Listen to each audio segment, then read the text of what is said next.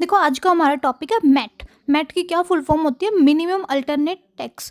Minimum alternate tax is a tax imposed on companies under section 115 JB of the income tax act 1961।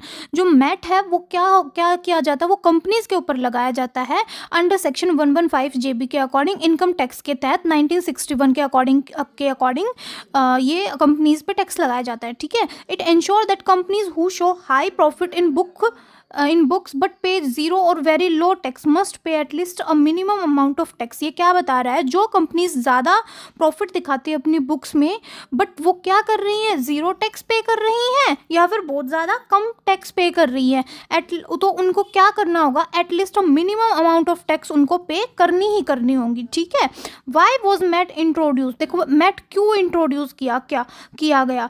कुछ companies है ना, क्या कर रही थी, हाई प्रॉफिट दिखा रही थी अपना और डिडक्शंस भी क्लेम कर रही थी डिफरेंट सेक्शंस की। ठीक है, और बहुत ज़्यादा लिटिल और नो टैक्स, कोई भी टैक्स पे नहीं कर रही थी तो बहुत ज़्यादा कम टैक्स पे कर रही थी। ठीक है, सो जो गवर्नमेंट ने ना क्या किया, मैट को इंट्रोड्यूस किया क्या करने के लिए? ये इंश्योर करने के लिए जो भी प्रॉफिटेबल कंपनी है ना उनको एटलीस्ट एक मिनिमम टैक्स तो पे करना ही करना होगा।